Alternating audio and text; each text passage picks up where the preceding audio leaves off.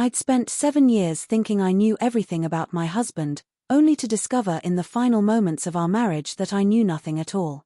That realization didn't come gently. It hit me with the force of a wrecking ball 3 months after I filed for divorce, standing in our kitchen, my kitchen now, staring at a box of evidence that turned everything I believed about our marriage completely upside down. The thing about certainty is that it feels unshakable until the moment it shatters. And when mine shattered, it didn't just break, it disintegrated so completely that I couldn't even remember what it felt like to be so sure. Welcome to my channel. If you're watching this from somewhere comfortable, maybe with a cup of coffee or wrapped in a blanket while the rain falls outside your window, I want you to take a moment and ask yourself, what's the most certain you've ever been about something important? And have you ever discovered you were catastrophically wrong? This is a story about marriage, about divorce, about the stories we tell ourselves when we're hurt, and about the extraordinary things that can happen when someone refuses to let you make the biggest mistake of your life without all the information. If you're new here, please hit subscribe. This story is going to take you places you don't expect, and I promise you'll want to stay until the very end. And if you're a regular, leave me a comment telling me where you're watching from. Tell me about a time you were absolutely certain about something, only to find out later you had it all wrong. My name is Beth Harrington, and this is the story of how I filed for divorce from my husband, Jack, convinced he had emotionally abandoned our marriage only to discover, because of his strange 3-month rule, that he'd been protecting me from a truth I wasn't ready to face. I was 26 when I married Jack Wright. We had the kind of romance that made other people roll their eyes, college sweethearts who just knew. I believed in forever. I believed in working through problems together. I believed that love wasn't just a feeling but a choice you make every day. I believed that marriage was sacred and worth fighting for. And then, gradually, over the course of our 7th year together, I stopped believing any of it. Jack became distant. He worked later hours. He stopped telling me about his day. The emotional intimacy that had been the foundation of our relationship disappeared so slowly that I hardly noticed until it was gone completely. When I'd ask what was wrong, he'd say nothing with a smile that didn't reach his eyes. He stopped touching me casually, the hand on my lower back when he passed by, the kiss on my forehead when he came home. All gone. I tried everything. Date nights. Couples games. Weekend getaways. Nothing worked. He was physically present but emotionally vanished. After 6 months of this slow torture, I finally decided I couldn't do it anymore. I filed for divorce on a Tuesday morning in February. When I told him that evening, I expected anger, pain, maybe even relief. What I got instead was calm acceptance and 5 words that would change everything. We'll use my 3-month rule. I had no idea what he was talking about. In 7 years of marriage, he'd never once mentioned a 3-month rule.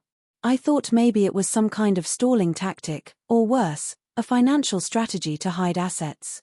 I almost laughed. Jack, I've already filed. There's no rule. He looked at me with such clarity, such certainty, that it momentarily knocked me off balance. Beth, I'm not contesting the divorce. But before we sign the final papers, we're going to take 3 months. During those 3 months, we'll meet once a week, just to talk. After those 3 months, if you still want the divorce, I'll sign whatever you want. I was suspicious. Why would I agree to that? Because you deserve to make this decision with all the information, and right now, you don't have it. Something in his voice made me pause. This wasn't the emotionally absent man I'd been living with. This was the Jack I had married, direct, intentional, certain. I found myself nodding before I even realized I was agreeing. Fine. 3 months. But it won't change anything. He smiled then, a real smile that reached his eyes, the first I'd seen in months. We'll see. What I couldn't possibly know in that moment was that Jack had been keeping a secret from me for the past year. A secret that explained everything about his withdrawal, his distance, his emotional absence. A secret he had been protecting me from at great personal cost. And over the next 3 months, as we met weekly in neutral coffee shops and quiet restaurants, that secret would unravel thread by thread until I finally understood what had really been happening in our marriage all along.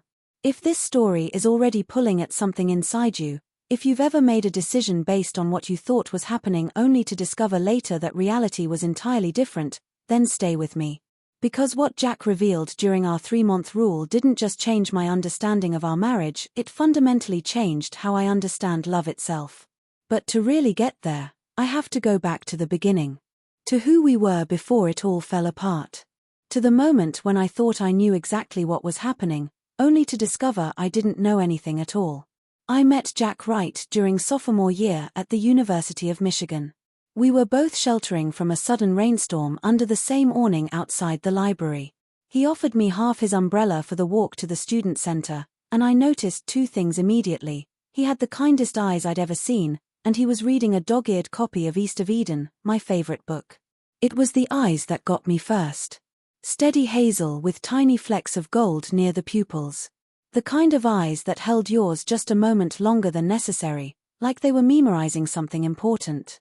He wasn't traditionally handsome in a way that turned heads when he walked into a room, but when he smiled, really smiled, it transformed his whole face. Jack was studying engineering while I was in journalism. Our worlds shouldn't have intersected much beyond that rainy afternoon, but we kept finding reasons to see each other. Coffee between classes turned into study sessions, which turned into late-night conversations about everything and nothing. He was thoughtful in a way I wasn't used to. He listened like whatever I was saying was the most important thing he'd ever heard. He remembered details like how I take my coffee or which professor was giving me grief that semester without being reminded. And he thought about things deeply, turning them over in his mind before responding. By our senior year, we were inseparable. We rented a tiny apartment off campus with a leaky faucet and uneven floors. We adopted a cat named Hemingway who slept on Jack's chest every night. We talked about the future with the easy certainty of people who couldn't imagine being apart. After graduation, Jack took a job with an engineering firm in Minneapolis. I found work at a small newspaper an hour away. We spent weekends together, making plans and saving money. When he proposed a year later, kneeling in the snow outside our favorite restaurant, I didn't hesitate. I said yes before he even finished asking. Our wedding was small but perfect. My parents, divorced since I was 12, managed to be civil.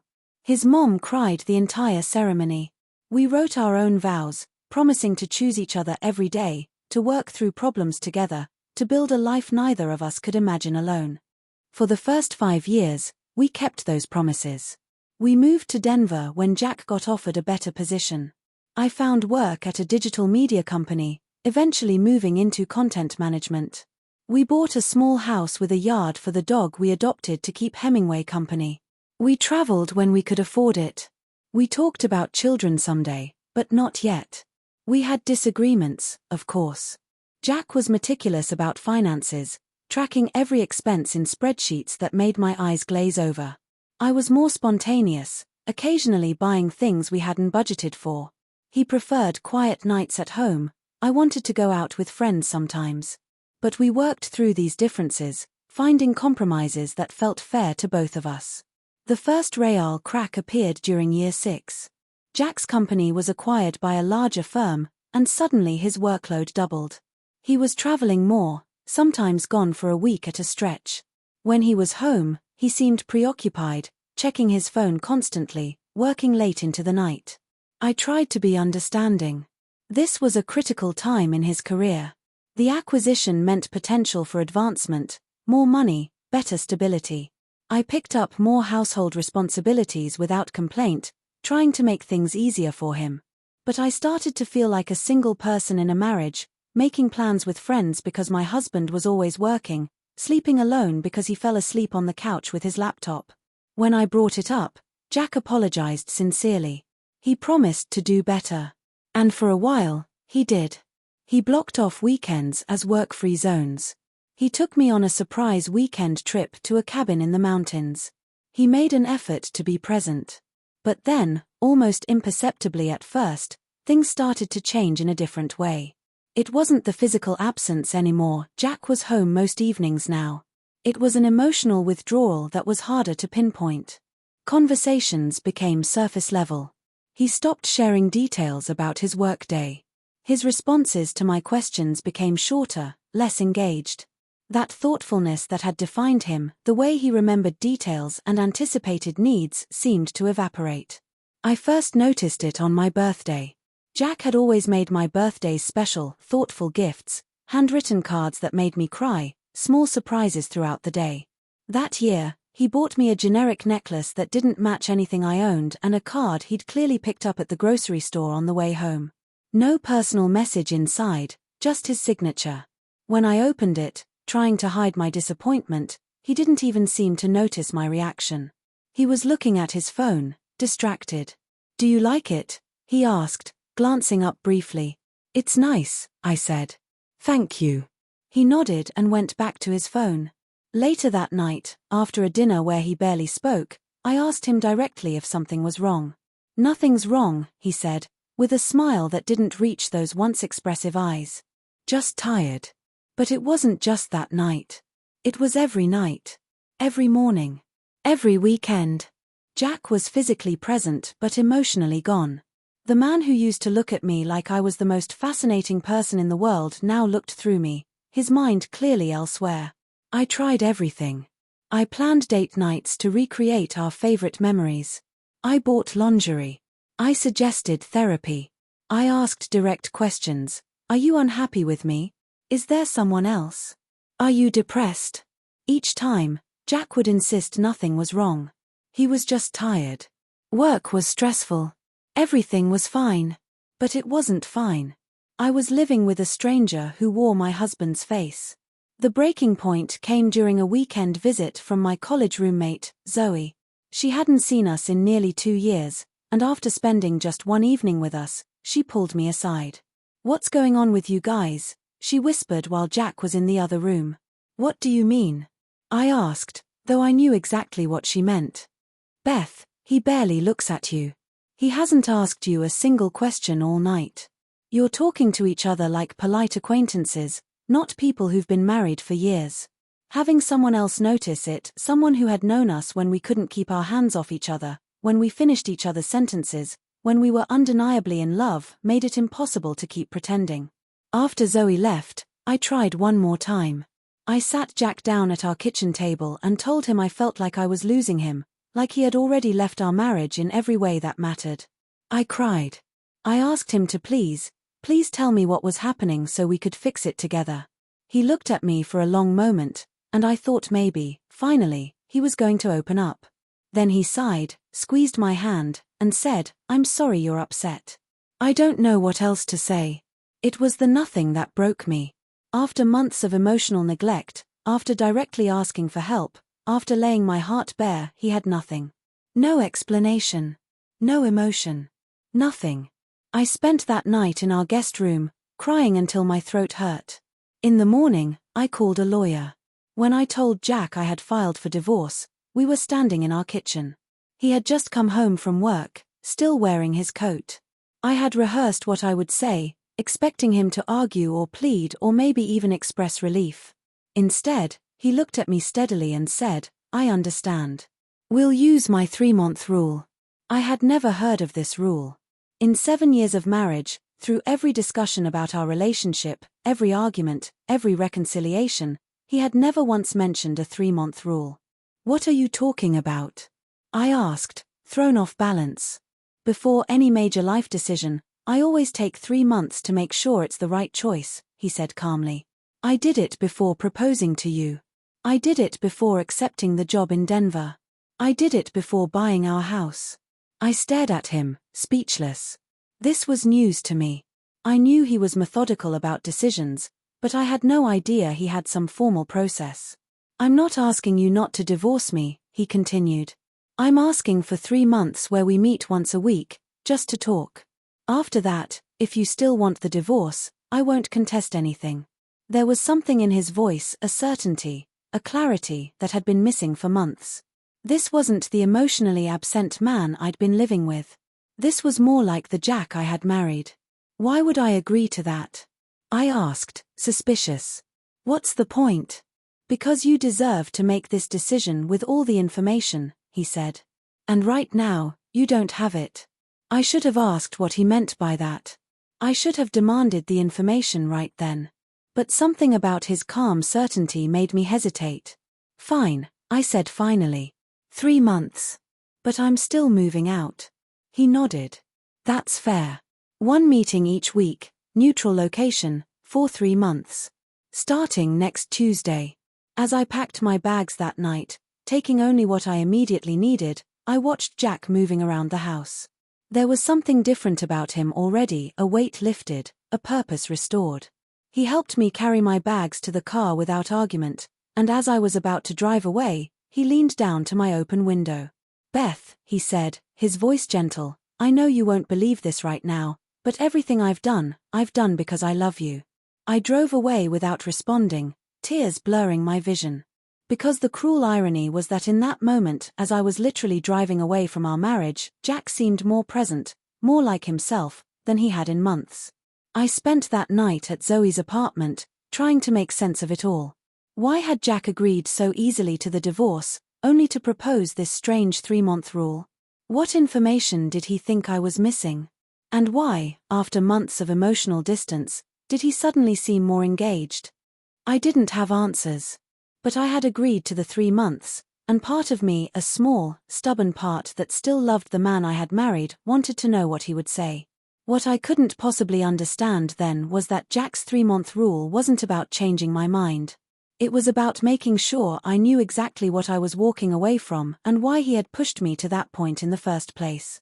Our first meeting under the 3-month rule took place at a coffee shop halfway between Zoe's apartment and our house. I arrived deliberately late, wanting to make a point about control. Jack was already there, sitting at a corner table with 2 cups of coffee, mine prepared exactly the way I like it, with almond milk and 1 sugar. It was a small thing, but it caught me off guard. The Jack of the past few months wouldn't have remembered how I took my coffee. He wouldn't have thought to order for me at all. I sat down across from him, determined to maintain emotional distance. So how does this work? Your 3-month rule? Jack placed a small notebook on the table between us.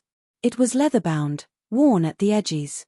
I recognized it as the journal I had given him on our first anniversary. For the past year, he said quietly, I've been keeping track of things. Important moments.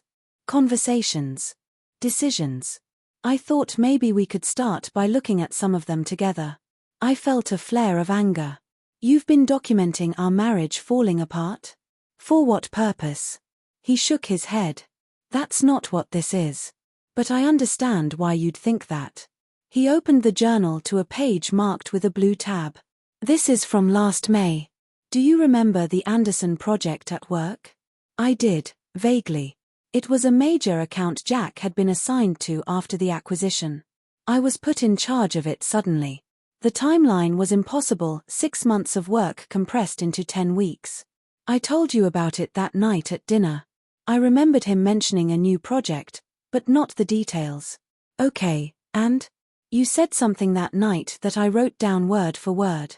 He pointed to a line in his neat handwriting. Whatever you need from me during this, just ask. We'll get through it together. I shifted uncomfortably. That sounds like me. It was exactly what I needed to hear. Because I knew the project would consume me. And it did those first few weeks. I was working 16-hour days, coming home just to sleep. I remember, I said, the resentment clear in my voice. That's when everything started changing. Jack nodded. Yes. But not for the reason you think. He turned to another tabbed page. This is from June 3rd.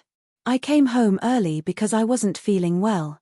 You made soup and we watched that documentary about deep-sea creatures. I remembered that night too. It had been a rare evening of normalcy during the period when Jack was working constantly. I had a headache that wouldn't go away. Had it for days. You suggested I see a doctor if it didn't improve. He looked up at me. I made an appointment for the following week. Tuesday. I frowned, trying to remember. You never told me about an appointment. I didn't want to worry you. I thought it was just stress, maybe needing glasses. Jack turned several pages. The doctor ordered an MRI as a precaution. Something cold settled in my stomach. An MRI? Jack, what are you saying? He met my eyes directly for the first time since I'd arrived. They found something.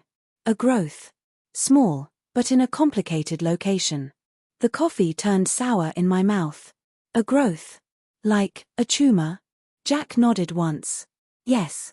My hands started shaking. When was this? Why didn't you tell me? June 15th. And I was going to tell you. I had it all planned. I was going to wait until we had more information, treatment options, prognosis. I didn't want to scare you with maybes. But you never told me, I said, my voice rising slightly. It's February now. That was 8 months ago. Jack turned to another page in the journal. June 18th. You called me at work, excited. You'd been offered a promotion at the media company. Senior Content Director. It was everything you'd been working toward. I remembered that call. I had been ecstatic about the promotion, proud that my hard work had been recognized, thrilled about the significant salary increase. You were so happy, Jack continued. Happier than I'd seen you in months. The stress of the Anderson project had been hard on both of us. You were finally getting recognition you deserved. He paused. I made a decision that day. What decision? I asked, though I was starting to understand. I decided not to tell you about the tumor until I had more information. I didn't want to take that moment from you. The promotion you'd worked so hard for. I felt like I couldn't breathe. So when did you plan to tell me? After how many tests? After how many doctor's appointments you never mentioned? After I knew whether it was operable? After I knew whether it was malignant? He closed the journal. After I knew whether I was going to die. The word die hung between us, terrible and heavy. I stared at him, this man I'd shared everything with for 7 years, this man who had been carrying this alone. How could you not tell me? I whispered. We're married. We promised to face things together. You had just gotten the promotion of your career. The promotion that meant financial security, that meant you could finally pursue the kind of stories you cared about. I watched you flourish in that role, Beth. You were thriving. So you just suffered alone? Made medical decisions alone? That wasn't your choice to make for us. Jack looked down at his hands. I know that now. But at the time, it felt like the only option. He looked back up at me. The initial prognosis wasn't good. The location made it difficult to operate. The doctors said even if they could remove it, there would likely be effects. Effects? I repeated numbly. Potential memory issues. Personality changes. Cognitive impairment. His voice remained steady, factual. I was looking at a future where I might not be the same person. Where I might not remember parts of our life together.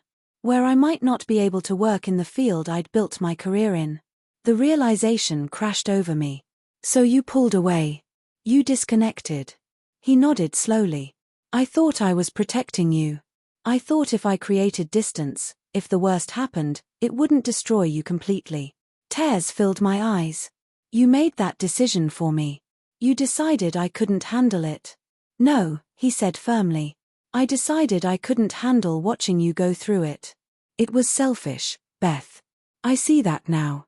We sat in silence, the noise of the coffee shop suddenly too loud around us. What happened? I finally asked. With the tumor. Jack reached for the journal again, turning to a page near the back. November 12th, final surgery. They were able to remove it entirely. Benign. He looked up. I was lucky. November, I repeated. That was 3 months ago. Why didn't you tell me then? When you knew you were okay? Because by then, I'd already done the damage. His voice was thick with regret. I watched you withdraw too. I saw how much I'd hurt you with my distance. And I didn't know how to bridge that gap without telling you everything, which meant admitting I'd been lying to you for months. So you just kept lying? I was trying to find the right way to tell you. I was seeing a therapist, trying to work through what had happened, trying to figure out how to repair what I'd broken. He took a deep breath. And then you told me you wanted a divorce. I felt like the room was spinning. For the past year, I had constructed a narrative about our marriage, that Jack had stopped loving me, that he had checked out emotionally, that perhaps there was even someone else. I had interpreted every action, every silence, every missed connection through that lens. And I had been completely wrong. I need time to process this, I said, standing abruptly. Jack nodded. I understand. Same time next week. I hesitated, then nodded. Yes. And Jack? Bring the medical records. All of them. He agreed without hesitation. As I walked out of the coffee shop, my mind was spinning. The story I'd told myself about our marriage was unraveling, and I didn't yet know what new narrative would take its place. What I did know was that the man I had filed for divorce from the man I believed had emotionally abandoned our marriage had been fighting a private battle I knew nothing about. A battle he had chosen to face alone, not because he didn't love me, but because he did. I wasn't sure what that meant for us now. I wasn't sure I could forgive the deception, regardless of the intention behind it. But I knew with absolute certainty that I would be back next week. Because after 7 years of marriage, I deserved the full truth. And it seemed that Jack was finally ready to give it to me. The week following that first meeting was a blur of confusion and anger. I took a few days off work, claiming a family emergency, which wasn't entirely untrue. I alternated between fury at Jack for making such a monumental decision without me and gut-wrenching grief at what he had gone through alone. Zoe found me crying on her couch the night after the coffee shop. I had to tell her everything. She listened without interrupting, her expression shifting from shock to sadness. "Are you going to call off the divorce?" she asked when I'd finished. "I don't know," I said honestly. "He lied to me for months, Zoe. He shut me out during what might have been the last months of his life. How am I supposed to forgive that?" "I'm not saying you should," she replied carefully. "But maybe understand it before you decide." I spent the week looking back at the past year through this new lens, reinterpreting moments I had previously seen as evidence of Jack's indifference. The weekend he claimed to be working but his laptop was closed, was he at a medical appointment? The night I found him sleeping in the guest room, was he in pain he didn't want me to see? The times he seemed distracted or forgetful, were these symptoms, or side effects of treatment? I looked through our photos from the past year, searching for clues I had missed. In a picture from Labor Day, I noticed how thin Jack looked, how the smile didn't quite reach his eyes.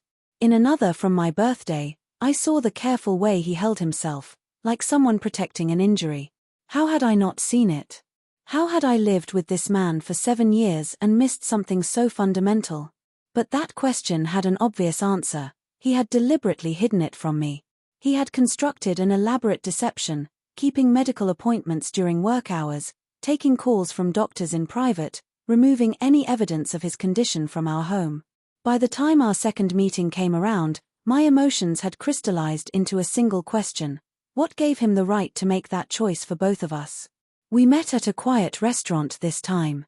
Jack brought a large manila envelope which he placed on the table between us.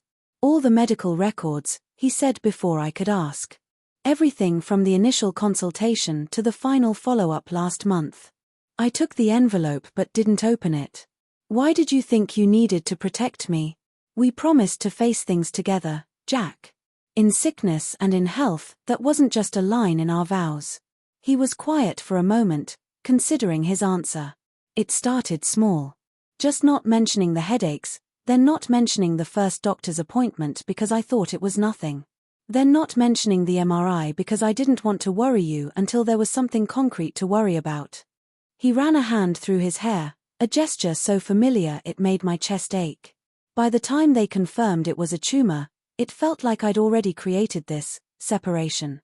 This space where I was dealing with my health alone. He met my eyes. "And then you got the promotion." "The promotion doesn't excuse it," I said firmly. "No, it doesn't. But it was a factor in my thinking. You were taking on new responsibilities, longer hours.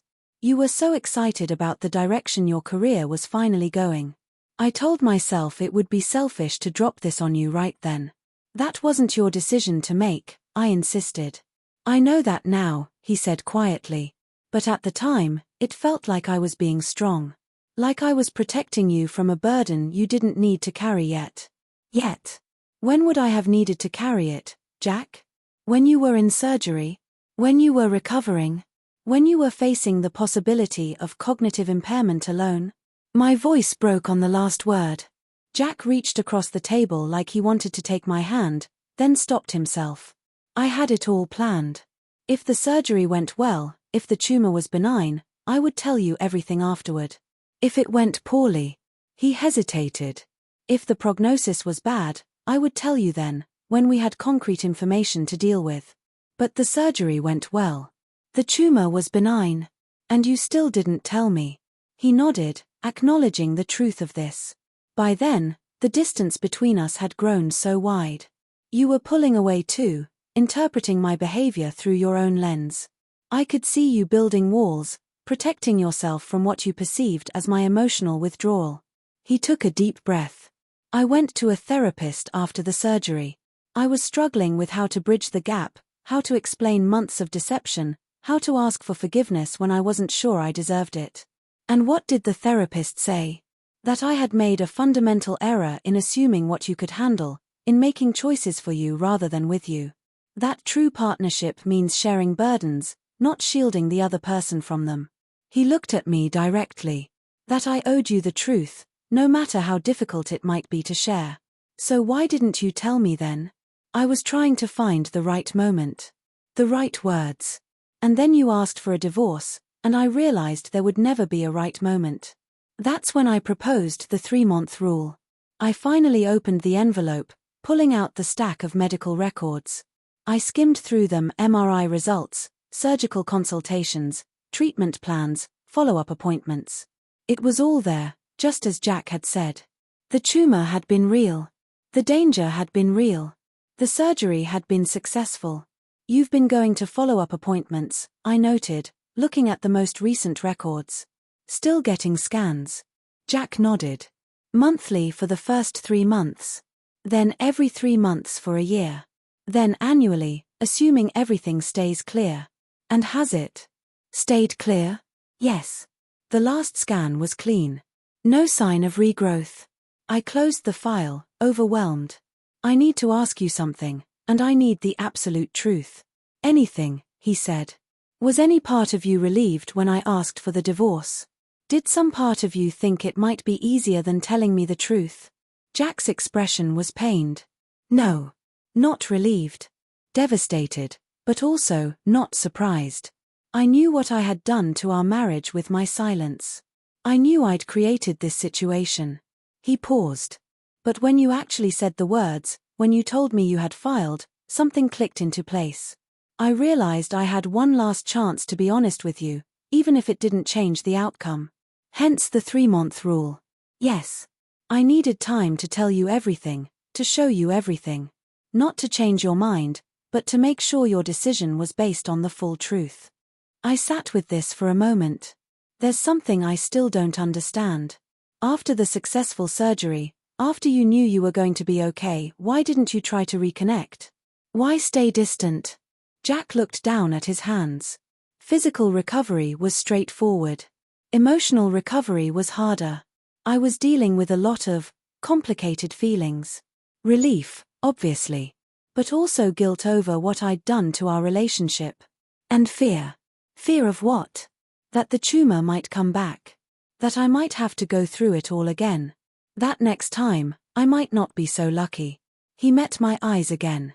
And fear that if I tried to bridge the gap between us without explaining everything, it would only make things worse when the truth eventually came out. I could see the logic in his thinking, even as I disagreed with it. Jack had always been methodical, always considered all angles before making a decision. That careful, measured approach was one of the things that had balanced my more impulsive nature. But in this case, it had led him tragically astray. I'm still angry, I said finally. I understand your reasoning, but I'm still angry that you didn't trust me enough to handle this with you. I know, he said simply. You have every right to be. We finished our meal mostly in silence. As we were preparing to leave, Jack hesitated. Can I ask you something now? He said. I nodded. Would you be willing to talk to my therapist? Not as a couple. Just to hear from her perspective what I've been working through. It might help clarify some things. It was a reasonable request, but it made me nervous. I don't know. That feels like bringing someone else into what should be between us. I understand. Just think about it for next week. He handed me a business card. Her name is Dr. Caroline Walsh.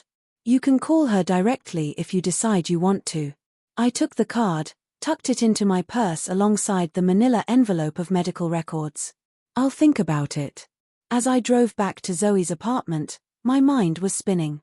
The Jack who had sat across from me tonight, open, vulnerable, taking full responsibility for his mistakes, was the Jack I had married. Not the distant stranger of the past year. It was disconcerting to see him return now, when I had already begun the process of letting him go. Over the next few days, I found myself pulling out the medical records again and again, reading through them more carefully. I searched for inconsistencies, for anything that might suggest Jack wasn't telling the complete truth. But the documentation was thorough and consistent. I also found myself staring at Dr. Walsh's business card. What would it mean to speak with her? Would it change anything about how I felt? Would it help me understand, or just complicate an already painful situation? 4 days after our second meeting, I called the number on the card. Dr. Walsh answered personally. "Beth," she said when I introduced myself. "Jack mentioned you might call. I'm glad you did. I'm not sure why I'm calling," I admitted. "I don't know what I'm looking for. Perhaps just more information," she suggested. "Would you like to schedule a time to talk?" I hesitated only briefly. Yes, I would. We arranged to meet the following afternoon. I told myself it was just another piece of the puzzle, another way to understand what had happened to my marriage. But deep down, I knew it was more than that. I was looking for something specific, a reason to either forgive Jack or to confirm that divorce was the right decision. Dr. Walsh's office was warm and inviting, with comfortable furniture and soft lighting. She was a woman in her 50s with kind eyes and a direct manner that immediately put me at ease. "Before we start," she said once I was seated, "I want to clarify that I can only share what Jack has explicitly given me permission to discuss. And I'm not here to..." I nodded. "I understand. I just want to know, was he telling me the truth? About all of it?" Dr. Walsh considered the question carefully. "About the medical situation, yes. Everything Jack has told you about his diagnosis, treatment, and recovery aligns with what he shared with me during our sessions. And his reasons for keeping it from me? Were those truthful?" "Jack struggled tremendously with that decision," she said. "He came to me initially not because of the tumor itself, but because of the guilt he felt over hiding it from you. This surprised me. When did he start seeing you?" "Last July. About a month after his diagnosis. He was already deep into what he called his protection strategy, and beginning to realize the damage it was causing to your relationship. If he knew it was damaging our relationship, why didn't he change course?" I asked, the frustration evident in my voice. Dr. Walsh leaned forward slightly. "Beth, have you ever heard of something called the sunk cost fallacy?" I nodded. It was a psychological concept I'd encountered in my journalism studies, the tendency to continue a behavior or endeavor because of previously invested resources, even when continuing doesn't make rational sense. Jack fell victim to that in an unusual way, Dr. Walsh explained. He had already invested so heavily in protecting you from his diagnosis that changing course felt more frightening than continuing. He kept thinking, if I've already hurt her this much by keeping it secret, how much more would I hurt her by revealing not only the diagnosis but the deception? I could see the twisted logic. The longer he maintained the deception, the harder it became to admit to it. "What did you advise him to do?" I asked. "I consistently encouraged him to tell you the truth. But I also recognized that he needed to come to that decision himself, in his own time." She paused. The surgery was a significant turning point. The positive outcome gave him hope that he could repair what he had damaged. "But he still didn't tell me after the surgery," I pointed out. "No. By then, he was paralyzed by the fear of losing you, a fear that his own actions had created. He was working toward disclosure, but as often happens in therapy, progress wasn't linear. I absorbed this information, trying to reconcile it with my own experience of those months, the loneliness, the confusion, the gradual realization that my marriage was falling apart. Do you think he would have eventually told me if I hadn't filed for divorce? I asked finally. Dr. Walsh considered this carefully. I believe he would have, yes. He was actively working toward that goal in our sessions. But I can't tell you how long it might have taken, or what form that disclosure might have taken. I nodded, understanding the limitation of her insight. One last question. In your professional opinion, was Jack's decision to hide his diagnosis normal? Is this something you see often?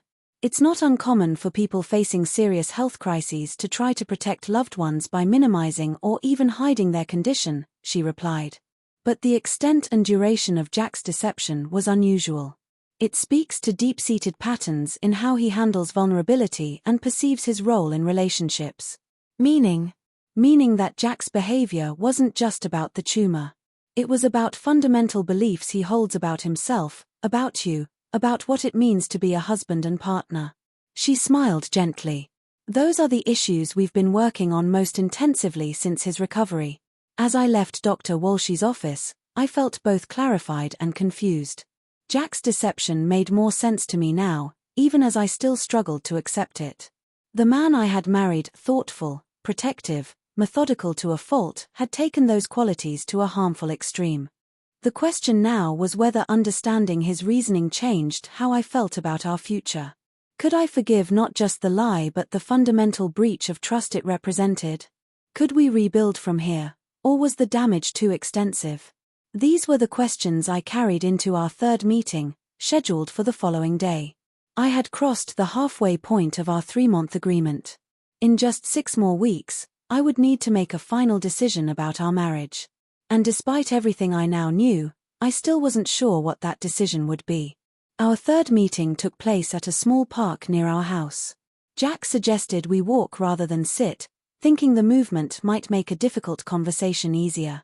It was unseasonably warm for February, the kind of day that hints at spring even when winter isn't quite finished. I spoke with Dr. Walsh, I told him as we fell into step together on the park's perimeter trail. Jack nodded. She mentioned you had. I hope it was helpful.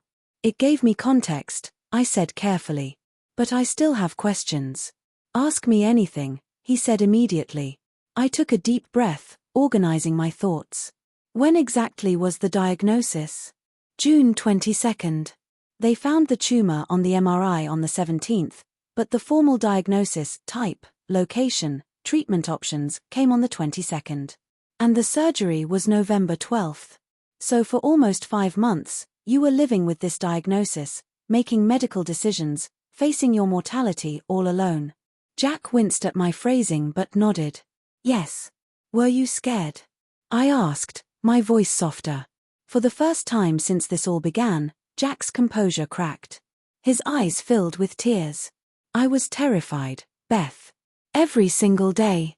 The raw honesty of it hit me in the chest. This was the vulnerability I had been missing for months, the emotional connection that had disappeared. Tell me what it was like, I said. All of it. I need to understand. Jack took a shaky breath. The headaches started in May. I thought they were just stress from the Anderson project, 16-hour days, constant pressure. But they kept getting worse. When my vision started getting blurry, I knew I needed to see a doctor. We continued walking, his words coming faster now, as if a dam had broken. The primary care doctor thought it might be migraines, but ordered the MRI as a precaution. When he called me back for a follow-up so quickly, I knew it was bad news. Jack swallowed hard. The tumor was small but in a tricky location near the cerebellum. They weren't sure at first if it was operable. Who went with you to these appointments? I asked, suddenly realizing he wouldn't have gone alone. Jack hesitated. My brother, Mike. This was another blow. Mike lived just an hour away. We saw him and his wife regularly for dinner. The idea that Mike had known about Jack's condition while I remained in the dark felt like a secondary betrayal. Mike knew. Who else? Your parents. Jack shook his head. Just Mike. I swore him to secrecy. He disagreed with my decision not to tell you, for what it's worth. He argued with me about it constantly. I tried to imagine Mike in this impossible position, supporting his brother through a health crisis while knowing I was being kept in the dark. I wasn't sure if I was angry at him for maintaining the secret or grateful that Jack hadn't been completely alone. After the initial diagnosis, Jack continued, there were more tests. An angiogram to map the blood vessels around the tumor. A functional MRI to see which areas of the brain might be affected if they operated. Consultations with 3 different neurosurgeons. And the prognosis? I asked quietly. Mixed. The tumor was growing slowly but in a direction that would eventually cause serious problems. Surgery was risky because of the location, potential for bleeding, swelling, damage to surrounding tissue. But without surgery, the long-term outlook wasn't good. We had reached a small pond in the center of the park. Jack stopped walking, turning to face me directly. The worst part was the uncertainty. Not knowing if the surgery would be successful. Not knowing if I'd wake up with the same memories, the same cognitive abilities. Not knowing if I'd still be me. The pain in his voice was unmistakable. I could imagine Jack analytical, thoughtful Jack tormented by these unknowables. But why face that uncertainty alone? I asked, the central question that had been burning inside me for weeks. Why not let me help you carry it? Jack's answer came slowly, as if he was still working it out himself.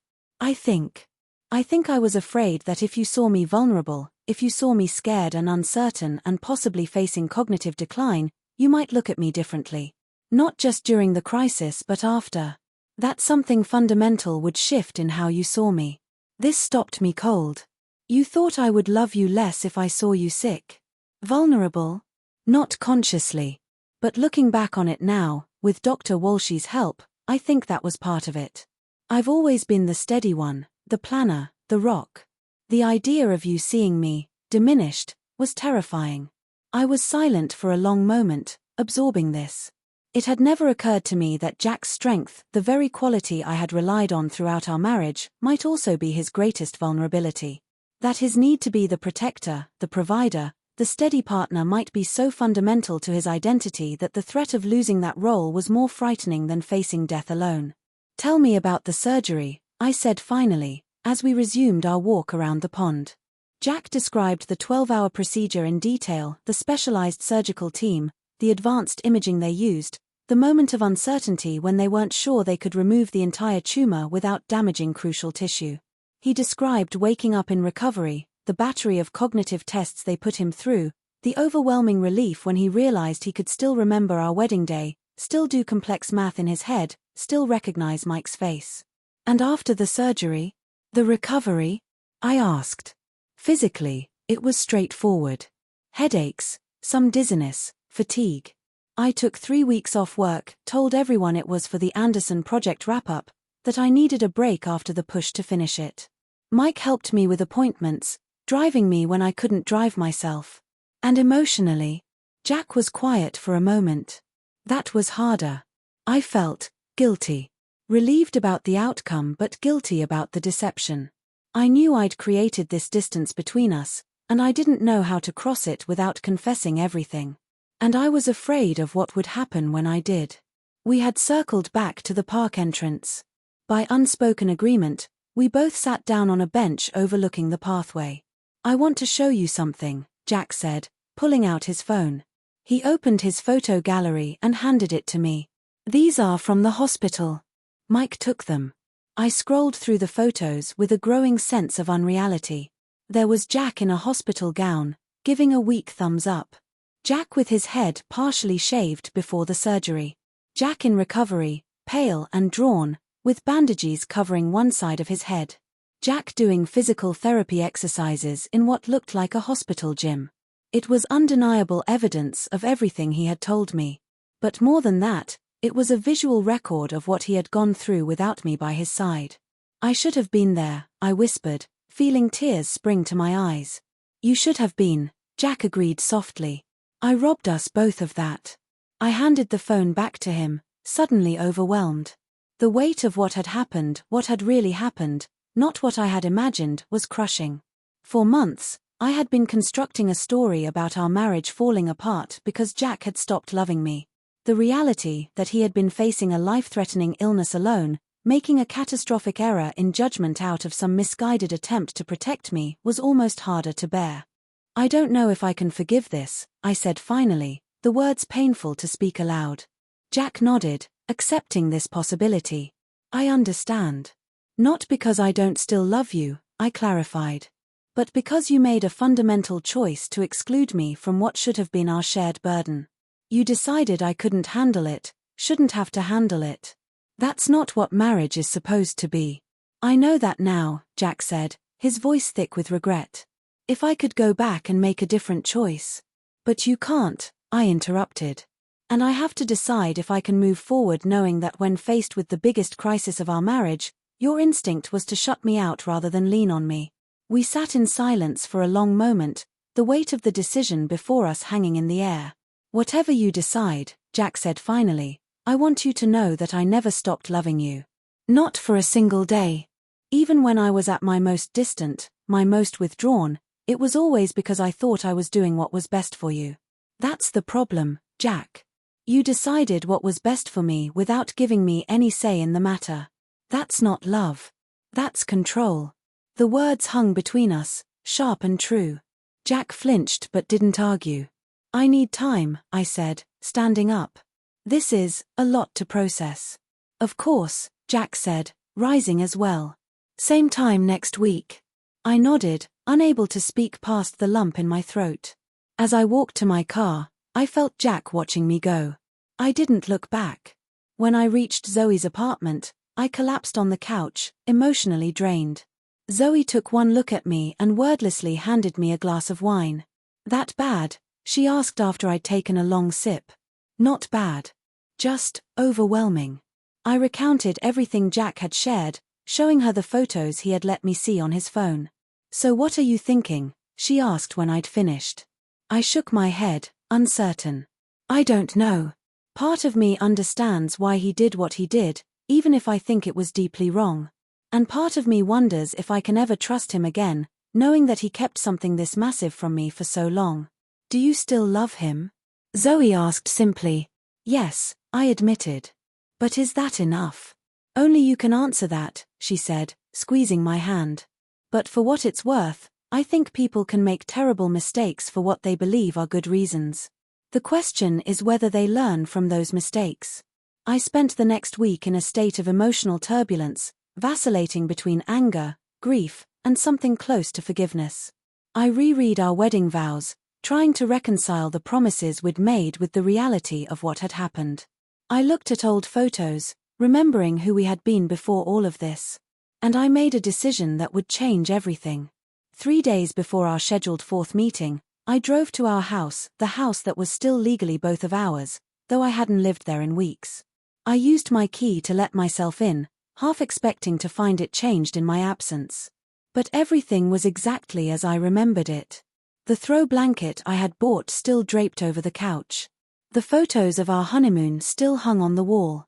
Even the plants looked healthy and cared for. I moved through the house, touching things, remembering. When I reached our bedroom, I hesitated only briefly before entering. The bed was made neatly, the way Jack always did it, hospital corners, extra pillow in the center. My nightstand was untouched, my reading glasses still where I'd left them, my half-finished novel still bookmarked. I opened the closet, expecting to find my clothes gone, packed away somewhere to minimize the reminder of my absence. Instead, they hung exactly where I'd left them, alongside Jack's shirts and sweaters. I sat down on the edge of the bed, suddenly overwhelmed by the realization that Jack had preserved everything, changed nothing. As if he was waiting for me to return, or at least wanting to maintain the possibility that I might. That's when I saw it, a notebook on Jack's nightstand, different from the journal he had shown me at our first meeting. This one was newer, its cover unmarked. I shouldn't look, I thought. But the events of the past weeks had shattered any pretense of normal boundaries between us. I picked up the notebook and opened it. Inside, in Jack's precise handwriting, was a list titled Things I Would Do Differently. Tell Beth immediately about the headaches, the doctor's appointment, the MRI. Bring Beth to every medical consultation. Make decisions together about treatment options. Allow Beth to support me through the fear, the uncertainty. Trust that our marriage is strong enough to withstand this challenge. Remember that protecting Beth doesn't mean hiding things from her, it means facing things with her. The list continued for several pages, each item a direct repudiation of the choices Jack had made during his illness. It was clearly a therapeutic exercise, perhaps suggested by Dr. Walsh, an articulation of the lessons learned through his mistakes. On the final page was a different kind of list, titled simply "If Beth Comes Home." Complete transparency about medical follow-ups, no matter how minor. Weekly check-ins about how we're both feeling, no deflection or minimizing. Continue therapy, both individual and couples if Beth is willing. Rebuild trust day by day, without expectation or timeline. Never again make a decision for both of us without consultation. Remember that loving someone means respecting their capacity to handle difficult truths. I closed the notebook and placed it back exactly where I had found it. Then I did something I hadn't planned. I opened the drawer of my nightstand and pulled out a pen and paper. I wrote a single sentence: "I'm thinking about number 3. Item 3 on his If Beth Comes Home list. Continue therapy, both individual and couples if Beth is willing." I placed the note on top of the notebook where he would find it, then left the house as quietly as I had entered it. It wasn't a decision to return. It wasn't forgiveness. But it was an acknowledgement that maybe, just maybe, there was a path forward for us if we were both willing to walk it together, with absolute honesty, from this point on. Our 4th meeting was scheduled at a restaurant we had once loved but hadn't visited in over a year. When I arrived, Jack was already there, seated at a quiet corner table. He looked different somehow, more present, more himself than he had in months, but also visibly nervous in a way the old Jack rarely showed. I sat down across from him, acutely aware that we had passed the halfway point of our 3-month agreement. In just 6 more weeks, I would need to make a final decision about our marriage. "You were in the house," Jack said without preamble. Not an accusation, just a statement of fact. I nodded. "Yes. You found my notebook." Again, not a question. "I did. I shouldn't have read it, but—" "I'm glad you did," he interrupted gently. "I was trying to find a way to show it to you anyway." A server approached to take our drink orders. We both asked for water, neither of us in the mood for anything. "I need to understand why you made this choice, Jack. Not the surface reasons, the protection, the timing with my promotion, all of that. The deeper reason. Because when I look at it objectively, it was so clearly the wrong choice, so clearly destined to damage our relationship, that I can't reconcile it with the man I thought I knew." Jack was quiet for a long moment, considering. When he spoke, his voice was thoughtful. "Dr. Walsh and I have been working on this question extensively. The best explanation I can give you is that I made a series of small choices that led to a large deception, rather than one big decision to hide everything from the beginning." I leaned forward, listening intently. It started with not mentioning the headaches, which seemed trivial. Then not mentioning the doctor's appointment, which I thought would be nothing. Then not mentioning the MRI, because why worry you over a precaution? He shook his head, recognizing the flawed logic. By the time there was something serious to tell you, I had already established a pattern of hiding medical information. Revealing it then would mean admitting to the earlier deception. "But that would have been a smaller deception to admit to," I pointed out. "Yes. But then there was your promotion, and the initial prognosis was so uncertain, and I told myself I was sparing you unnecessary worry until we had more information." He sighed. Each decision built on the previous one, creating a structure of deception that became harder and harder to dismantle. It made a certain kind of sense. Not a justification, but an explanation. A series of small choices, each seeming reasonable in isolation, culminating in a massive breach of trust. But underneath all of that, Jack continued, Dr. Walsh helped me see something else. Something about me that I hadn't recognized. "What?" I asked. "My father," Jack said simply. This wasn't what I had expected. Jack's father had died when he was in college, before I met him. Heart attack, sudden and unexpected. Jack rarely spoke about him, and when he did, it was usually with a mixture of respect and distance. "My father was the family rock," Jack explained. He never showed weakness, never admitted fear, never let anyone see him struggle. When he died, it was a complete shock to everyone because he'd been hiding symptoms for months. Shortness of breath, chest pain, fatigue. He didn't want to worry my mother, didn't want to burden us kids with his health problems. I had never known this detail about his father's death. Your father hid his heart condition? Jack nodded. Until it killed him. The autopsy showed he'd had at least 2 minor heart attacks in the months before the final one. If he'd sought treatment earlier. He trailed off, the implication clear. I never consciously connected my behavior to his. But Dr. Walsh helped me see the pattern. I internalized his approach to illness: hide it, handle it alone, protect the family from worry. I was silent, absorbing this revelation. It cast Jack's decisions in a new light, not excusing them, but contextualizing them within a multi-generational pattern. I'm not my father, Jack continued. I don't want to repeat his mistakes. But I can see now how deeply I was influenced by his example, how I unconsciously adopted his approach to vulnerability. Have you talked to your mother about this? I asked. Jack nodded. Last week. It was illuminating. She confirmed that my father hid his symptoms from everyone, that she had no idea how serious his condition was until it was too late. She said she spent 20 years wishing she'd had the chance to say goodbye properly, to be there for him in his final months. The parallel to our situation was stark and painful. If Jack's tumor had been malignant, if the surgery had gone poorly, I might have found myself in the same position as his mother, robbed of the chance to support my spouse through a terminal illness, to say a proper goodbye. I'm trying to break the pattern, Jack said softly.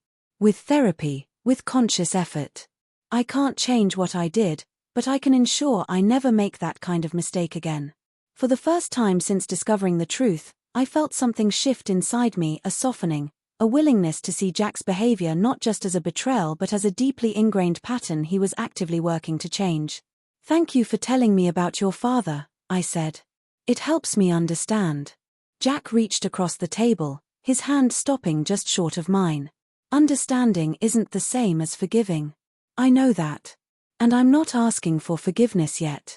Just consideration of the possibility that people can change, that patterns can be broken. I nodded, not trusting myself to speak. We ordered dinner and ate mostly in silence, both of us processing the conversation. As we were finishing, Jack said, "There's something else I want to show you. If you're willing." "What is it?" "Some of the work I've been doing with Dr. Walsh. It's at the house." I hesitated. Going to the house together felt significant, a crossing of a boundary I had carefully maintained since moving out. "It's important," Jack added, seeing my hesitation. "But we can do it another time if you're not comfortable." I considered for a moment, then made a decision. "No, let's do it now. I want to see." We drove separately to the house, me following Jack's car through familiar streets. As we pulled into the driveway, I felt a strange mixture of nostalgia and apprehension. This had been our home, the place we had built a life together. Now it was a space filled with complicated emotions. Jack unlocked the front door, stepping aside to let me enter first. The house was exactly as I had seen it a few days earlier, unchanged in my absence. He led me to the dining room, where several large poster boards were leaning against the wall, covered with what looked like timeline diagrams. "This is part of the therapeutic work Dr. Walsh assigned," Jack explained, setting up the first board on the dining table. "It's a dual timeline of the past year, what was happening with my health on one track, and what was happening in our marriage on the other." I looked at the diagram. It was meticulous, as I would expect from Jack: dates, events, symptoms on the top track, conversations, conflicts, moments of distance on the bottom track. Lines connected related points, showing the causality between his medical situation and our marital deterioration. "This helped me see the full impact of my choices," Jack said, pointing to several key moments. "Here, when I cancelled our anniversary weekend claiming work, it was actually because I had a consultation with a new neurosurgeon. Here, when I slept in the guest room saying I had a deadline, I was actually in severe pain from a reaction to a medication. Here, when I barely spoke during your birthday dinner, I'd just received the surgical scheduling, and I was terrified. Each point on the timeline represented a moment I had interpreted as evidence of Jack's emotional withdrawal, now recontextualized as part of his hidden health crisis. It was painful to see so clearly how completely I had misunderstood what was happening. Jack set up the second board. This one showed the period after his surgery, his recovery, his sessions with Dr. Walsh, his internal struggle with how to bridge the gap his deception had created. Alongside these were notes about my reactions, my increased distance, my own withdrawal, the protective walls I had built in response to what I perceived as his abandonment. This helped me understand that by trying to protect you from one kind of pain, I was causing you another kind entirely, Jack said quietly.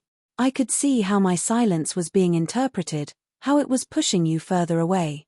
The third board was different, a plan for rebuilding trust, with specific actions, commitments, and accountability measures. It was divided into sections: communication, transparency, support systems, professional help. This is what I've been working on since your divorce filing, Jack explained. Not a plan to convince you to stay, but a blueprint for what healthy reconciliation might look like, if that's what you eventually want. I studied the board, noting the detail, the thoughtfulness, the absence of quick fixes or easy promises. This was a long-term plan for fundamental change. May I asked, gesturing to the marker lying next to the board. Jack nodded, stepping back to give me space. I added a note to the professional help section: couples therapy, Beth willing to start. Jack's expression when he read what I had written was complex, hope tempered by caution, joy held carefully in check. This isn't a commitment to reconciliation, I clarified. It's a commitment to exploring the possibility with professional guidance. I understand, Jack said. It's more than I dared hope for. We stood there in our dining room, a room where we had shared countless meals, made plans, argued, reconciled, lived our married life, and I felt the weight of what had been lost and what might, possibly, be rebuilt. I should go, I said finally. It's getting late. Jack nodded. Thank you for coming. For looking at this. For considering therapy. As I turned to leave, something caught my eye on the mantelpiece, a small object that hadn't been there during my previous visit to the house. I moved closer to see what it was. It was a small brain, carved from rose quartz, sitting on a wooden base. A peculiar item, not something we had ever owned. What's this? I asked. Jack looked embarrassed. A gift from Mike, after my surgery. His idea of medical humor. A new brain to replace the one they operated on. I picked it up, turning it in my hands. It was beautiful in its way, the pink stone catching the light, the craftsmanship detailed.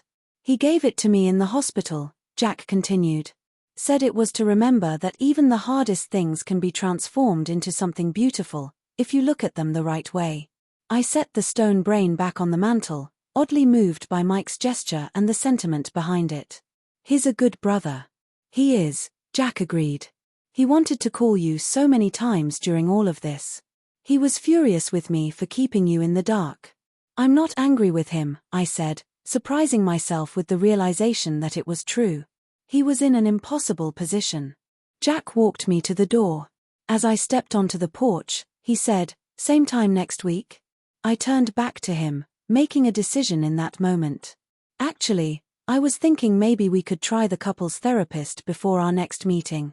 If Dr. Walsh can recommend someone who has availability this week. The hope in Jack's eyes was unmistakable, though he tried to moderate his reaction. I'll call her tomorrow. See who she recommends. Okay. Let me know. As I drove back to Zoe's apartment, I felt strangely lighter.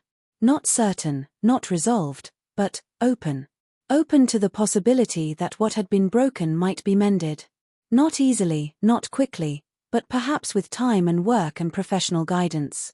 When I told Zoe about my decision to try couples therapy, she was supportive but cautious. Are you sure you're ready for that? She asked. It's only been a few weeks since you found out the truth. I'm not sure of anything, I admitted. But I know I need to understand more before I can decide whether this marriage is worth saving. And I don't think I can get there just through these weekly meetings. Zoe nodded. That makes sense. Just protect your heart, okay? Go in with your eyes open. They're more open than they've ever been, I said. For better or worse.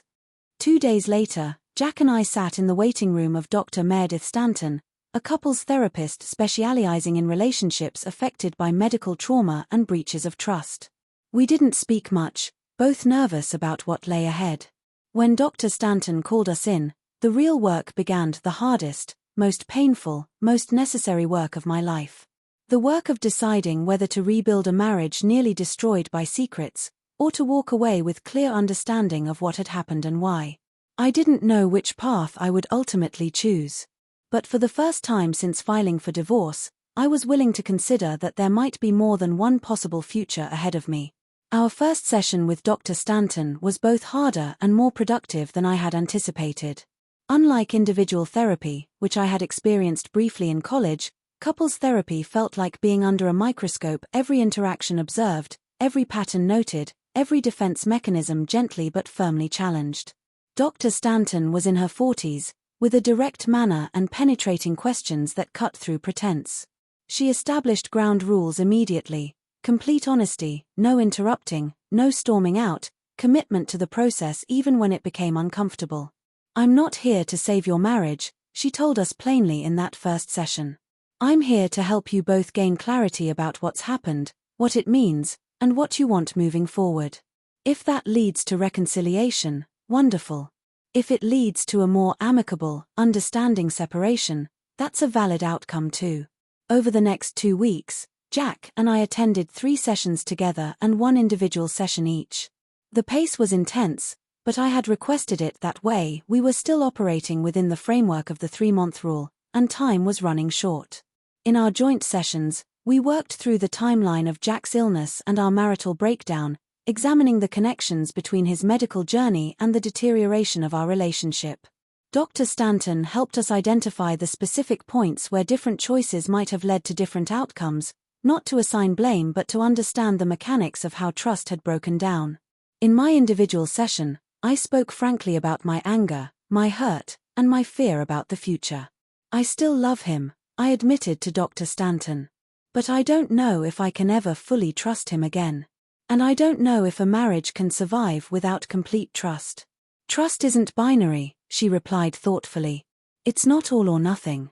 Trust can be rebuilt gradually, in specific areas, with appropriate boundaries and verification." "Is that enough, though?"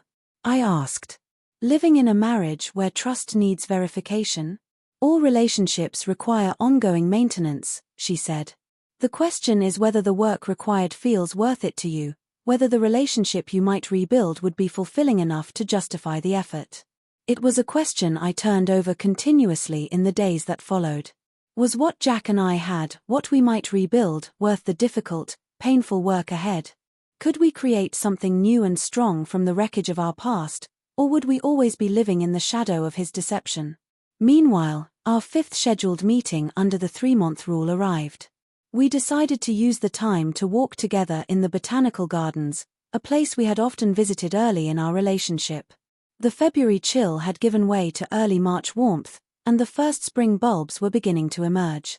"Dr. Stanton says you're engaging fully in the process," Jack said as we walked along a path lined with early crocuses. "Thank you for that. I needed to understand," I said simply.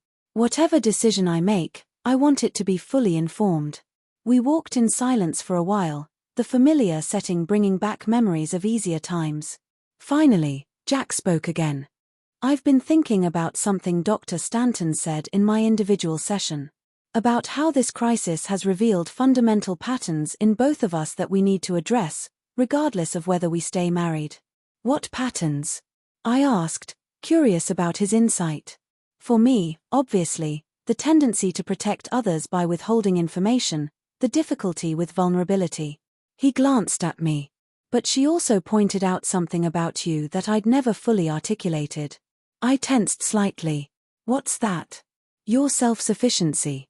Your reluctance to show when you're hurting. The way you process difficult emotions privately before sharing them." He hesitated. "She suggested that in some ways, we're mirror images of each other, both of us trying to be strong, both struggling with vulnerability, just expressing it differently." I considered this, recognizing the truth in it. While Jack's response to difficulty was to shield others by withholding information, mine was to retreat inward, to process my pain privately before allowing others to see it. Different manifestations of a similar pattern. She's not wrong, I acknowledged. I do tend to handle things on my own. It's how I've always been. I think that's part of why we worked so well together. In the beginning, Jack said thoughtfully. We respected each other's independence, gave each other space. But maybe in a crisis, that mutual self-containment worked against us. Maybe we both needed to be more vulnerable than either of us knew how to be.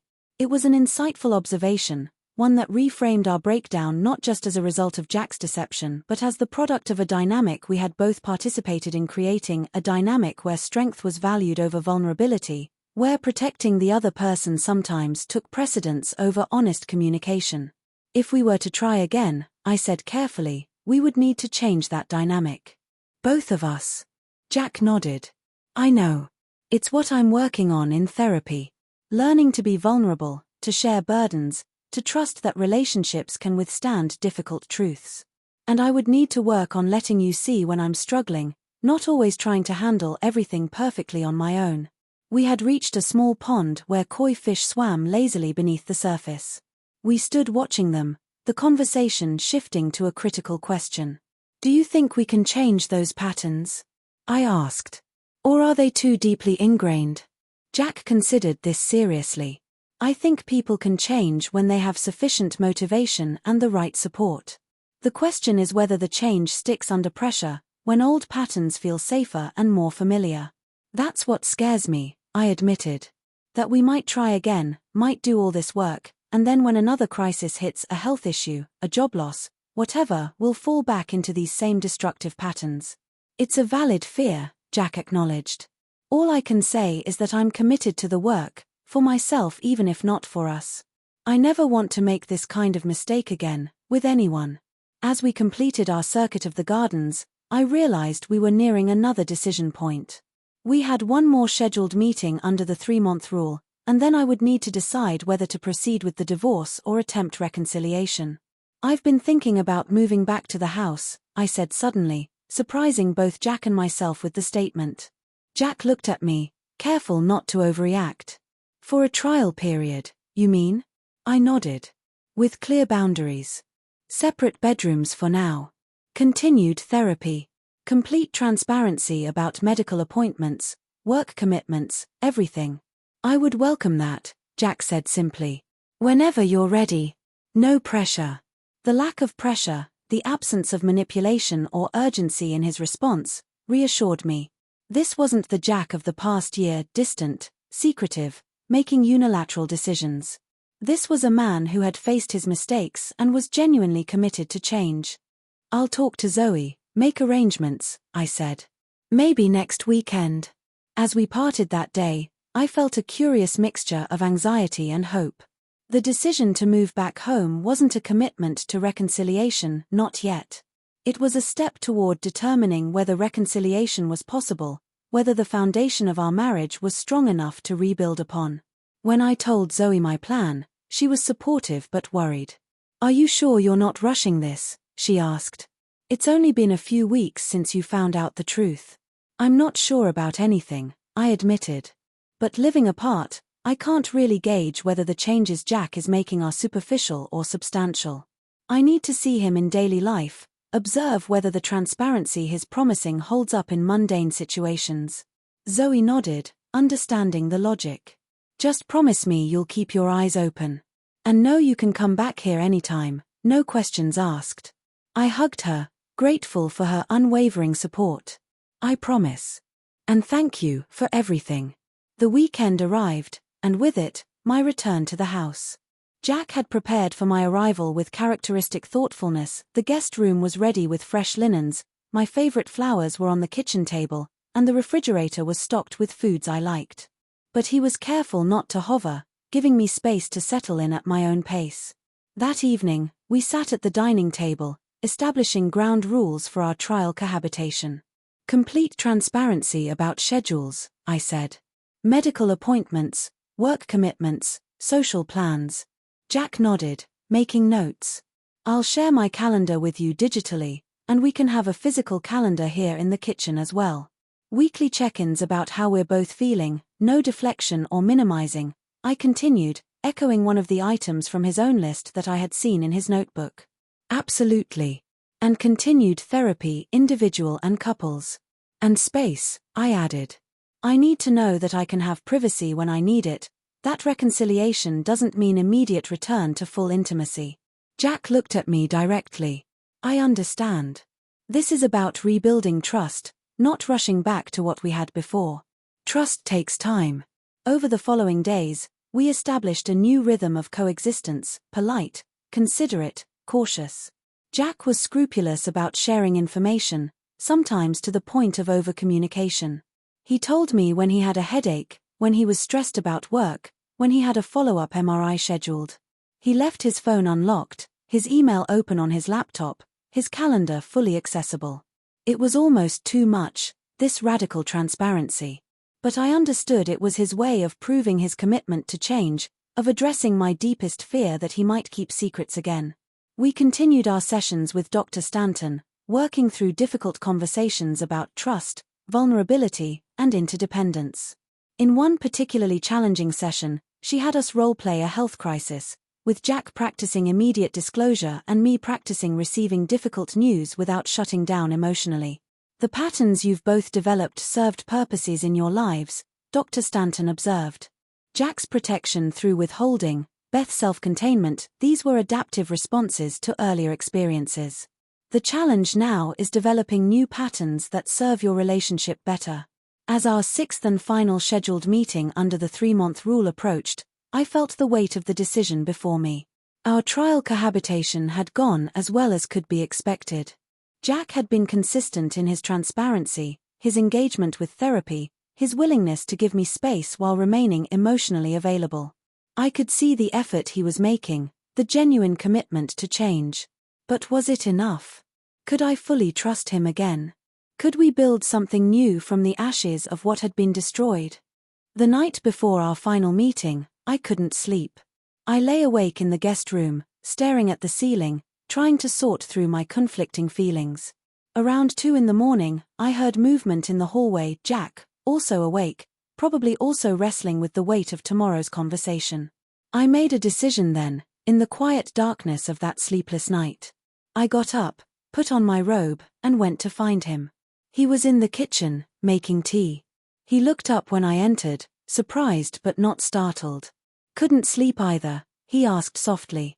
I shook my head. Too much on my mind. He gestured to the kettle. Tea, please. We sat at the kitchen table, mugs of chamomile tea steaming between us.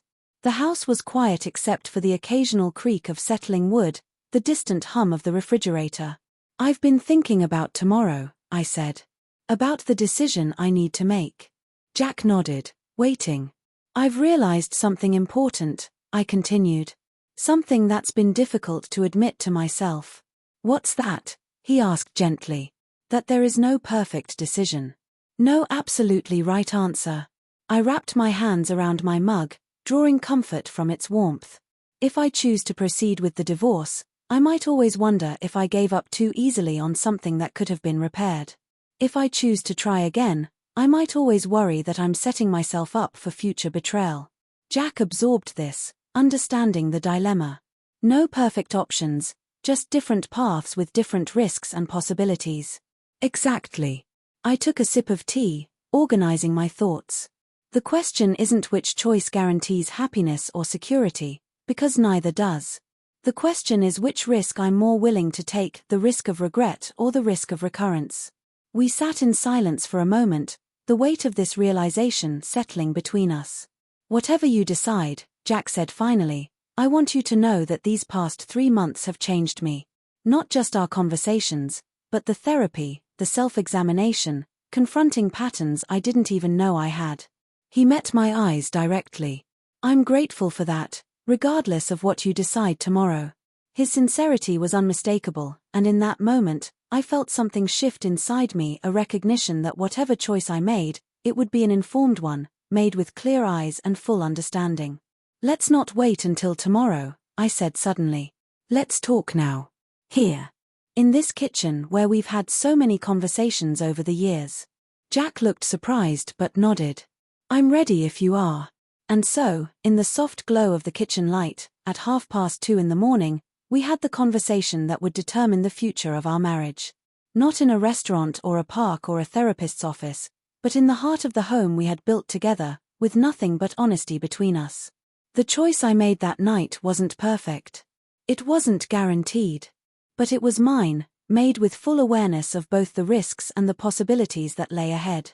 The morning after our late-night kitchen conversation, I called Dr. Stanton and asked if she could see us that afternoon, outside our regular appointment schedule.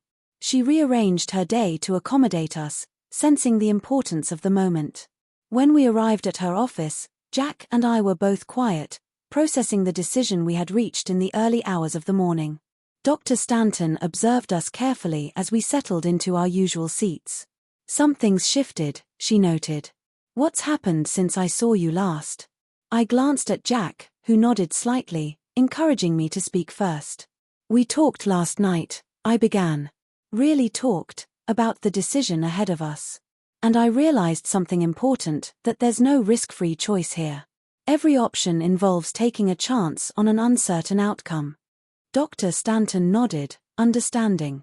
That's a significant insight. Often in therapy, people search for the perfect solution, the choice that guarantees happiness. But real life rarely offers such certainty. Exactly, I said. And once I accepted that, the question became clearer: which risk am I more willing to take? The risk of walking away from something that might be repaired, or the risk of staying and potentially facing betrayal again? And what did you conclude? Dr. Stanton asked, her expression neutral. I took a deep breath. That I'm willing to try rebuilding our marriage. With conditions, with continued therapy, with eyes wide open, but I'm willing to try. Jack's relief was visible though restrained. Dr. Stanton nodded thoughtfully. What led you to that decision, Beth? I considered the question carefully. Several things. The work Jack has done in therapy, the consistency he's shown during our trial cohabitation. The insights we've both gained about our patterns. But also, I paused, finding the right words.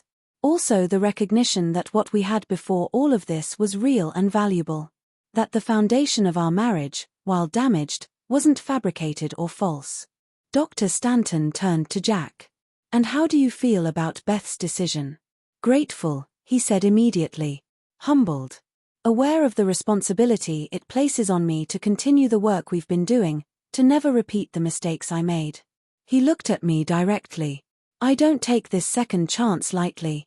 I know it's been earned, not given. Dr. Stanton smiled slightly. I think you're both approaching this with appropriate gravity and awareness. Now, let's talk about what moving forward looks like practically. Beth, you mentioned conditions. What specifically are you envisioning? Over the next hour, we mapped out a framework for our reconciliation, continued therapy, both individual and as a couple, complete transparency about medical matters, no matter how minor, regular check-ins about the state of our relationship, clear communication about expectations and boundaries. As we left Dr. Stanton's office, I felt a curious mixture of anxiety and peace. The decision had been made, not with blind optimism but with clear-eyed awareness of both the possibilities and the challenges ahead. That evening, we celebrated in a small, quiet way: dinner at home, a bottle of wine, honest conversation about our hopes and fears for the future. It wasn't the passionate reconciliation of a romantic movie, but something more measured, more mature, the cautious optimism of two people who had faced a serious breach and were committed to repairing it thoughtfully. The next morning, I called my lawyer and asked her to halt the divorce proceedings. She warned me about the potential complications of stopping and potentially restarting the process later, but I was firm in my decision. I understand the risks, I told her. But I'm choosing to try again, with open eyes. Over the following weeks, Jack and I settled into a new rhythm in our marriage, one marked by intentional communication, regular therapy, and gradual rebuilding of intimacy. I moved back into our bedroom after a month, though emotional and physical reconnect happened slowly, at a pace that felt safe and authentic for both of us. Jack kept his promises. He was transparent about his medical follow-ups, sharing every detail of his appointments. He continued his individual therapy along with our couples sessions.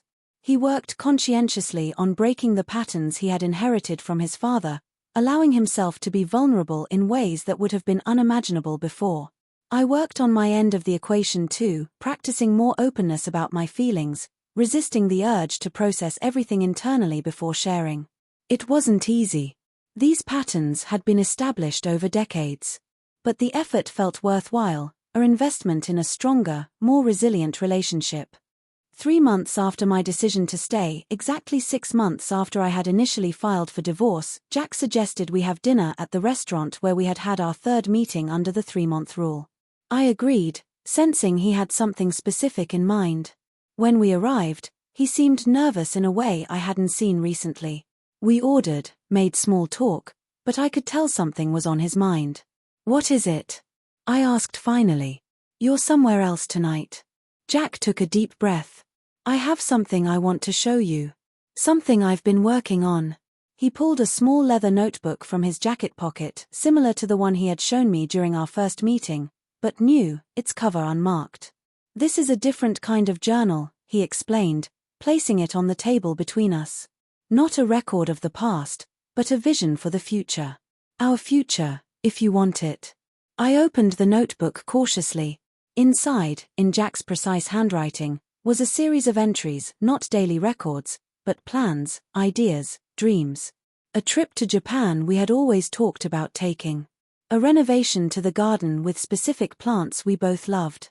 Thoughts about potentially starting a family, something we had discussed occasionally but never committed to. But it wasn't just a wish list. Each entry included practical considerations, budgets, timelines, necessary preparations. It was typical Jack in its thoroughness, but with a new openness, a willingness to dream that had been missing from his pragmatic planning in the past. "This is..." I struggled to find the right words. "This is beautiful, Jack. But why show me now?" He reached across the table, taking my hand in his. "Because today marks 6 months since you filed for divorce. 6 months since I nearly lost everything that matters because I couldn't be vulnerable, couldn't trust you with the truth." His voice was steady but filled with emotion. I wanted to mark the day not by looking back at what went wrong, but by looking forward to what might still be possible. I felt tears spring to my eyes, unexpected but welcome. "I'd like that. Looking forward together." Jack squeezed my hand gently. "There's something else. I've been working with Dr. Walsh on a project she suggested, writing letters to my father, addressing the patterns I inherited from him, articulating the different choices I'm making now." This surprised me. Jack rarely spoke about his father, even during our therapy sessions. "That sounds intense." He nodded. "It has been. But also clarifying. In the most recent letter, I found myself thanking him. Thanking him? For what? For showing me, through his mistakes, what not to do. For giving me a clear pattern to break." Jack's eyes were serious. "And for giving me the wake-up call I needed, even if it came through nearly losing you." I understood then that Jack's healing wasn't just about our marriage. It was about generational patterns, about the complex inheritance of strengths and weaknesses passed from father to son. It was about Jack making peace with his past so that he could fully inhabit his present and future. "I'd like to read them sometime," I said. "The letters. If you're comfortable sharing them." "I'd like that," Jack replied. "When I'm ready." As we finished our meal, I felt a sense of genuine optimism about our future, not the blind certainty of our early marriage, but something more grounded, more resilient. We had faced a serious breach and had chosen, with clear eyes, to rebuild. Whatever challenges lay ahead, we would face them with new awareness, new tools, new patterns. That night, back at home, Jack suggested we place the small rose quartz brain his brother had given him on our shared nightstand, rather than on the mantel where it had been sitting. As a reminder, he explained, of what we almost lost, and what we've fought to rebuild. I agreed, liking the symbolism of it, this strange, beautiful object that represented both vulnerability and resilience, both damage and healing. It felt right to keep it close, a tangible reminder of the journey we had traveled and the work that still lay ahead. As I fell asleep that night, Jack's arm around me in the familiar comfort of our bed, I thought about the choice I had made 3 months earlier in our kitchen. It hadn't been a perfect choice, there are no perfect choices in matters of the heart. But it had been an informed choice, made with full awareness of both the risks and the possibilities. 6 months ago, I had filed for divorce, believing my husband had emotionally abandoned our marriage. 3 months ago, I had discovered the truth behind his withdrawal, a medical crisis he had faced alone, a pattern of protection through concealment that had nearly destroyed us. Today, we were neither the naively confident couple of our early marriage nor the broken, disconnected couple of our crisis. We were something new, scarred but stronger, cautious but committed, fully aware of our vulnerabilities and actively working to address them. It wasn't a fairy tale ending. It was something better, a real-life beginning, grounded in truth, built on hard-won understanding. A second chance we had both earned through difficult, necessary work. And in that moment, I was certain I had made the right choice. It's been 2 years since that pivotal night in our kitchen when I decided to give our marriage another chance. 2 years of therapy, of intentional communication, of rebuilding trust day by day. 2 years of learning new patterns, breaking old ones, creating something stronger from what was nearly destroyed. I won't pretend it's been easy. There have been setbacks, moments when old fears resurfaced, when the echo of past betrayal made trust feel impossible. There have been arguments, honest, difficult conversations about expectations and boundaries. There have been days when I questioned my decision, wondered if I was naive to try again. But there have also been breakthroughs. Moments of connection deeper than anything we experienced in our first 7 years of marriage. Instances where Jack's new openness about his feelings, his fears, his vulnerabilities allowed me to see him in ways I never had before. Times when my own willingness to share struggles, to lean on him, to be imperfect strengthened our bond rather than weakening it. Jack's medical journey continues. He has scans every year, and each one brings a shadow of the old anxiety. But now we face it together. I go to every appointment, ask questions, take notes. We process the results as a team, whether they're reassuring or concerning. So far, they've been reassuring. The tumor hasn't returned. The surgical site has healed completely. The follow-up intervals have been extended from 6 months to a year, a sign that his medical team considers the risk of recurrence low. Our professional lives have evolved too. I took a new position at a digital media company with more flexible hours, allowing me to balance work with our renewed focus on our relationship. Jack transitioned to a role with less travel, prioritizing stability over advancement in a way that would have been unthinkable before his illness. We've made other changes as well. We completed the garden renovation Jack had outlined in his notebook, creating a peaceful outdoor space we both enjoy.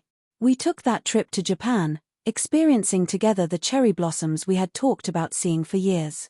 And perhaps the biggest change, 6 months ago, after much consideration and many conversations with Dr. Stanton, we decided to start trying for a family. I'm now 4 months pregnant with a little girl who will arrive in the fall. This decision wasn't made lightly. We spent a full year rebuilding our foundation before even discussing the possibility of children. We wanted to be certain our relationship was strong enough, our communication patterns healthy enough, to provide a stable environment for a child. Dr. Stanton helped us work through fears specific to this new chapter: Jack's worry about repeating his father's patterns of protection through concealment, my concern about balancing vulnerability with the strength our child would need from me. We mapped out strategies, established agreements, prepared as thoroughly as two people can for the unpredictable journey of parenthood. And through it all, we've maintained our commitment to therapy, not because our marriage is troubled, but because we recognize the value of regular maintenance, of professional guidance, of intentional work on our relationship. Recently, Jack completed his project of letters to his father. The final letter, which he shared with me at my request, was a powerful statement of both forgiveness and differentiation, acknowledging the harmful patterns he had inherited while taking full responsibility for breaking them. "I understand now why you hid your illness from us," he wrote. "You thought you were being strong, being protective. But I've learned that true strength lies in vulnerability, in sharing burdens, in trusting loved ones with difficult truths. The difference between those two versions of myself isn't just knowledge of Jack's medical crisis. It's a deeper understanding of what marriage truly requires, not perfection, not uninterrupted happiness, but honesty, vulnerability, and the willingness to face difficult truths together. Jack's 3-month rule, which I had initially viewed with suspicion, had given us the time and space to discover that truth. It had forced me to make a fully informed decision, not one based on incomplete information or misunderstood motives. It had created the opportunity for genuine choice rather than reactive response. If you're watching this and you're facing a crisis in your own relationship, whether it's a betrayal, a communication breakdown, or simply a growing distance you can't explain, I hope our story offers something useful. Not a prescription or a guarantee, but perhaps a perspective, a possibility to consider. Sometimes what appears to be the end of a relationship is actually an opportunity for transformation, for deeper understanding, for growth that wouldn't have happened without the catalyst of crisis. Sometimes what looks like emotional abandonment is actually someone struggling with their own demons, unable to reach out in healthy ways. Sometimes the person who seems furthest away is actually the one most desperate for connection. This doesn't mean you should stay in unhealthy relationships or accept betrayal without accountability. It doesn't mean that every broken marriage can or should be saved. But it does mean that sometimes, with professional help, with genuine commitment from both parties, with clear eyes and brave hearts, what seems irreparably damaged can be not just repaired but rebuilt stronger than before. I don't know what challenges lie ahead for Jack and me. I don't know what difficulties our daughter might face, what unexpected turns our life together might take. But I do know that whatever comes, we will face it together, with honesty and vulnerability, with the hard-won wisdom of our past mistakes. Jack's 3-month rule revealed a truth I never expected, not just about his illness or his deception, but about the depth and resilience of what we had built together, about our capacity for growth and forgiveness, about the possibilities that exist when we choose understanding over assumption, curiosity over certainty. It revealed that sometimes, the most important truth isn't what went wrong, but what might still go right if we're brave enough to try again. If this story resonated with you, if you've faced your own relationship crisis or difficult choice, I'd love to hear from you in the comments. What unexpected truths have you discovered in moments of challenge? What wisdom have you gained from your own experiences of breakdown and rebuilding? And if you're in the middle of making a difficult decision right now, remember that there are no perfect choices, only different paths with different possibilities. Whatever you choose, choose with clear eyes, full information, and compassion for yourself and others. Thank you for listening to our story. I hope it offers some comfort, some perspective, or simply the knowledge that you're not alone in navigating the complex, messy, beautiful journey of human connection. Before I go, I want to share one last image that stays with me, a moment that encapsulates what we've learned and where we're headed. Last week, Jack and I were organizing the nursery for our daughter's arrival.